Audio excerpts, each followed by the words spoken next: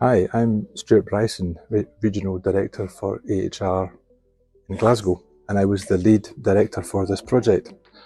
Today we have John Peden, lead architect for Fife Council, and really my direct client contact. John, here we are, we're sitting in the wonderful Woodmill in St Columba's. What a fantastic achievement we have all made working together to make this happen.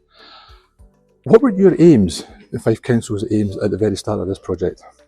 Hi Stuart, thanks.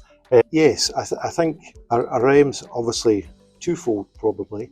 We were educational first and foremost is really important. So that was a kind of first aim, but also in a kind of design and technical aspect, we had clear objectives to meet in terms of this being our first Passivhaus project, Yes. and also around sustainability standards that we were trying to achieve and embodied carbon targets. So that was really important for our objectives. We'll come on to Passivhaus in a wee second because that's a major aspect of this project.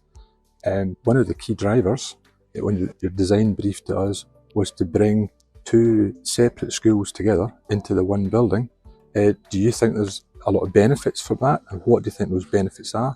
And importantly, as designers, and what I've managed to achieve bringing our team to, have we achieved everything that you wanted? It's a fantastic facility. We're really pleased with the outcome. It really is superb. Yes, we've definitely, as you touched on, one of the kind of design challenges that we had in the brief right from the beginning was to co-locate the two schools and maximise the benefits of the shared facilities and also retain the two identities for the schools. And I think we've really managed to do that. And I think the interior design is a particular success in this project. It's fantastic. And the collaboration across the two schools to create their identities, but also get the sharing of the facilities to work so well, I think has been a true ability that we've managed to achieve this. So yeah, that has been fantastic.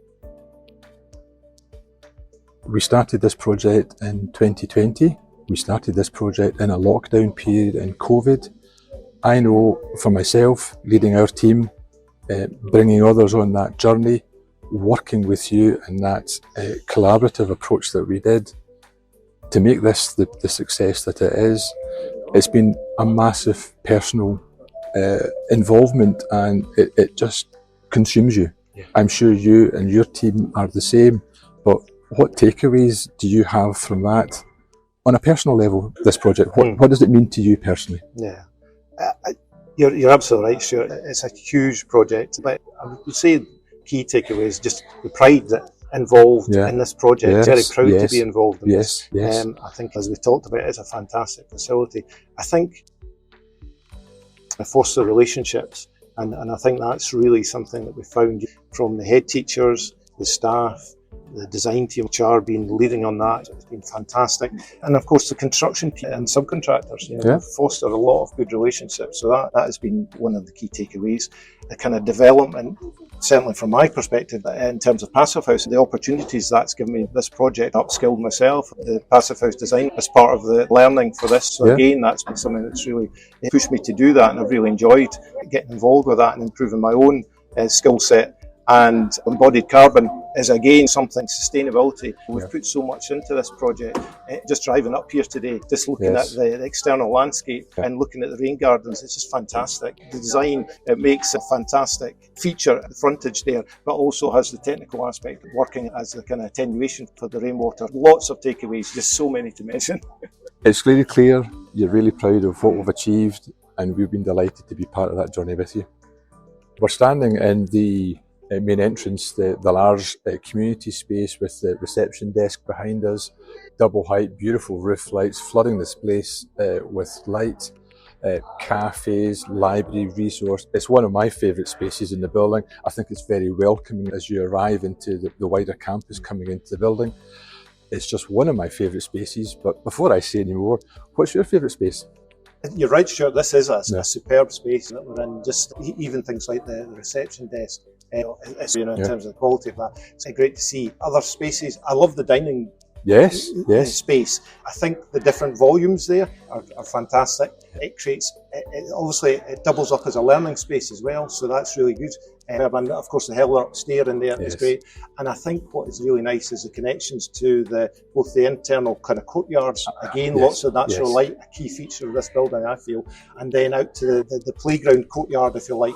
It just brings the outside into that space. So again, cracking space. It's one of my favourite spaces too, that interplay between the outside and inside, coming from the external dining area, coming through the double height pupil entrances, one each for each school of course, and those spaces themselves are fitted out with furniture and seating, quite a dynamic space. But that into the dining hall, the connections through into the courtyards, inside, outside, inside, I love that interplay. And of course the central assembly hall, shared space for both schools again, with the glazed walls that look out into the courtyards. I think that's really exciting, and I think it really helps architecturally for such a big building and a big mass to break it up. It's really quite exciting. I think it's quite dynamic, and as you say, you're quite correct. They're all learning spaces, so all these spaces are working really hard. They're fantastic spaces, and of course on the St Columba side, it links the internal courtyard, then links to the oratory, which again is a very special space that we've got in the building. So it really, it's great to see the kind of adjacencies that have been designed in right from the early stages about these important elements of the building. And we did an awful lot of work together, you and I especially worked together on the oratory stained glass, and how the back lighting from the courtyard through lights that and onto the main circulation route from this space, community space, linking back through into the depths of the building, leading through to the dining hall, are religious speaking obviously for its school, and perfect for its setting. Indeed. Yeah, absolutely. Great.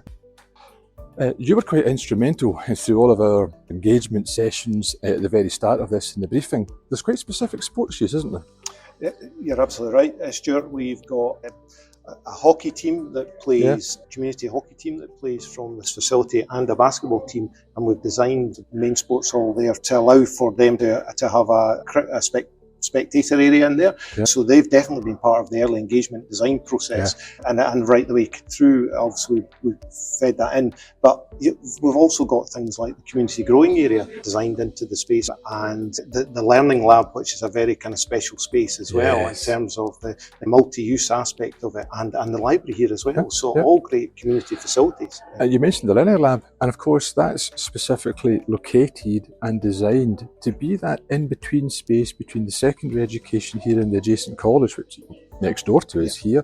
But that was all quite specific as part of your original brief. The council brief, Fife Council working with Fife College to create the learner journey. I always remember that was a lovely term to describe that the progressional education through this wider campus. What other benefits do you think this whole campus will bring to the wider area? I think there's a huge kind of scope within the facility for engaging with the community, and obviously we've done that, but I think then there's kind of wider community there that will start to use the facility, want to see what's here. Again, you mentioned the learner journey or pathway, and I think as the college students come into use their facility and then get to use this, we can really see this whole campus being maximised in terms of the use of it. So that that's what we want. We want this operating obviously during the week and at weekends as well. I think once this is all operating as a campus, it's really going to then bring in more people to this development, which is going to be superb. One of the other aspects of your role was the Project Quality Champion. You know, and I know that was driven by the SFT's agenda. How did you go about that? And once again, did you think we engaged properly and achieved everything that you were after? Yeah, absolutely, Stuart. It was a really important aspect right from the outset of the project that we were working on improving the quality from previous projects, and that was something we'd worked with Scottish Futures Trust on. As I say, we see this starting from design and briefing right the way through, obviously, to construction quality. I think we obviously put in place a number of pieces of work that we did during the early stages, which was a kind of real lessons learned from Madras College, which we were the architects for, and another fantastic project. We can all learn, and we definitely, in a lessons learned approach, which the whole team bought into, which was really great to see. and then that influenced the design process, which you were leading on, of course. And then further on that, we then put in place the quality workshops and the quality walk rounds, which of course Passivhaus is as well as a comfort standard. The construction quality is so paramount to that. So I think it was great to see your involvement. Jamie Gregory came along to all these workshops and to all the walk rounds and was really a kind of key part to the process. So it was definitely great to have you involved with that. I think just moving on to a little bit in terms of the kind of Passivhaus element of it, I think your AHR's knowledge as a team in terms of Passivhaus really started to upskill the whole team, because it was still at very early stages in terms of the scale of project for Passivhaus. And I think that's where you really added the value, was the kind of knowledge that your team had that helped again with workshops, and that was all part of the quality aspect of the project. So no, it was it was really useful, your kind of role in the project with respect to that.